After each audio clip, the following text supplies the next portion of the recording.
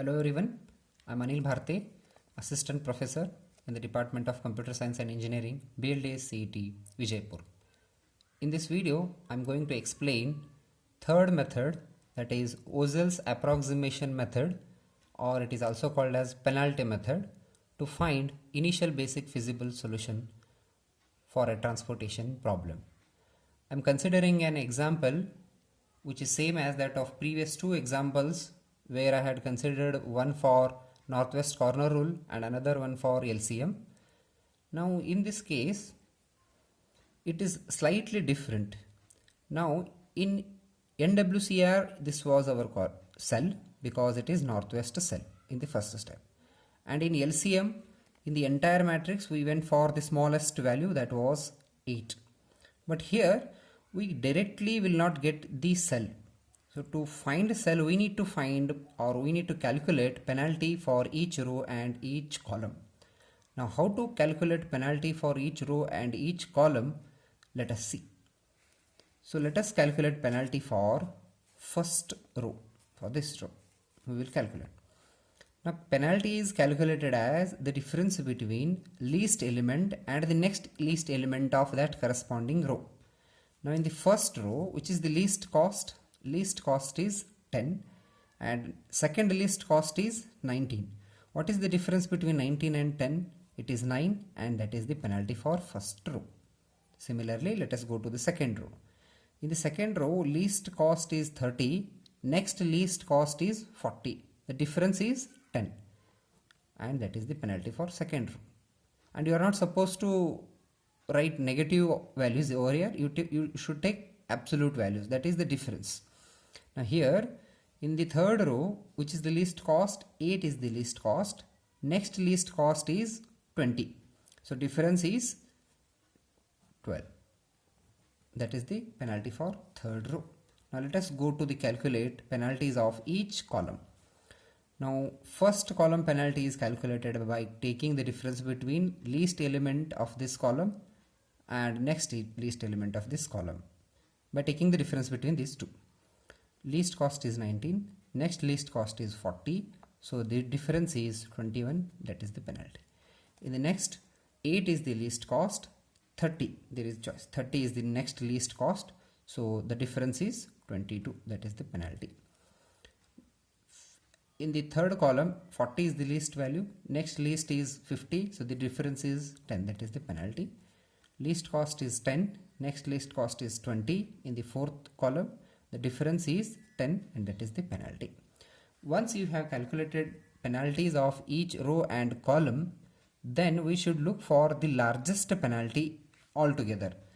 Say here 21, 22, in this list 22 is the largest, and in this list, okay, so altogether 22 is the highest penalty, so I should choose this corresponding column. In this case it is column, there may be any row, sometimes you may get penalty here as 30, then in that case you should take corresponding row. Since I have got penalty for second column, so I will choose second column. Now in this selected column, which is the least cost, 8 is the least cost, so this is my cell.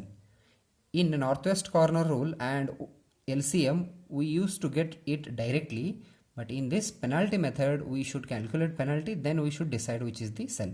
Now after doing all this exercise, we have got 8 as our cell. So for 8 is the demand and 18 is the supply. And one more thing I would like to clarify over here, sometimes what may happen is, while allocation you may take, or you may consider like 8 is the demand and 12 is the supply in hurry. Here 12 is penalty, so take care of that. First, these values are for supplies and these values are penalties. So for 8 is the demand, 18 is the supply, so we will allocate 8, so that here remaining will be 0 and here remaining will be 10. So I will eliminate this column. Let us go to the next. So once I have eliminated, I will rewrite the table by removing this column. So remaining values are 19, 50, 10 and so on. So that's what I have written, 19, 50, 10, 70, 40, 60 and so on. Once again we should calculate the penalties. The process is same. Take two least values, find the difference between those two and write it as the penalty. So in the first row 10 and 19 are the two least elements, difference is 9. Then least value is 40, next least is 60, difference is 20. Then 20 and 40, so write 20 as the penalty. Then in the first column 19 and 40, so 21 is the penalty. 40 and 50, 10 is the penalty. Then 10 and 20, 10 is the penalty. So out of all these 6 penalties, which is the highest? 21 is the highest, and you should go for first column. And one more thing, if that highest penalty happens to occur at 2 places, then you should choose anyone randomly. You can break that tie arbitrarily. So in this case, no tie of penalties, so I will go for this column. So in this selected column, which is the least value, 19 is the least value. So this is my final cell for second iteration. So for 19, 5 is the demand, 7 is the supply, minimum is 5. So that remaining here will be 0 and here 2. So since it has become 0, I will eliminate first column.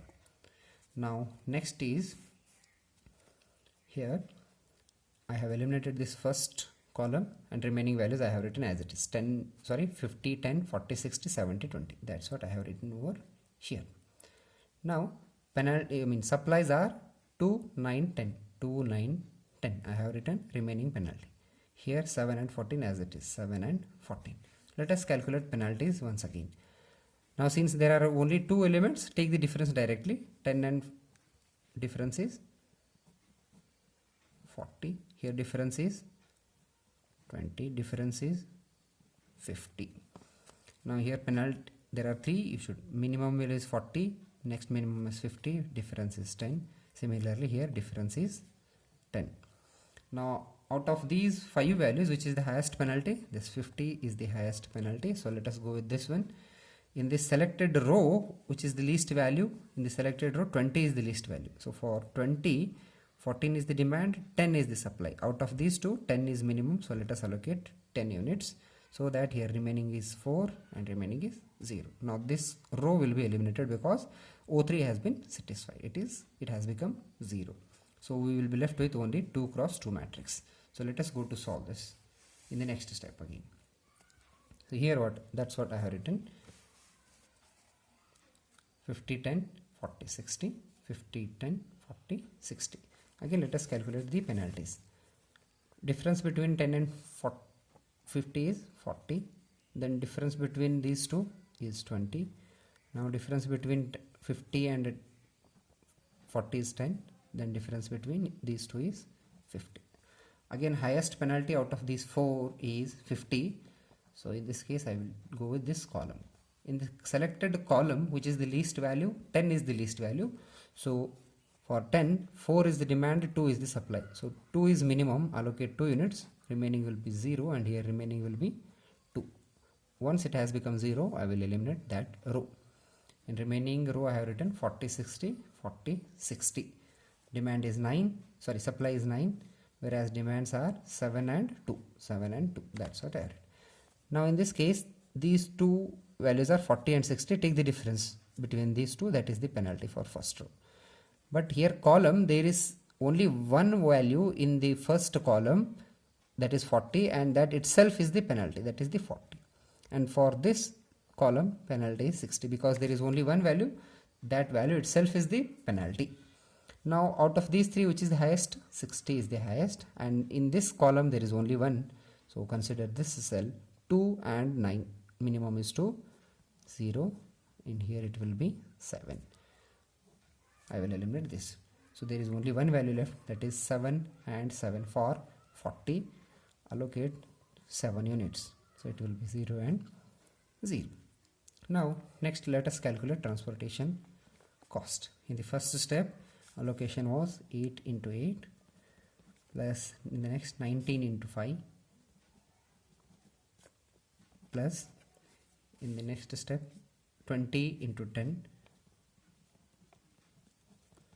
and in the next time 10 into 2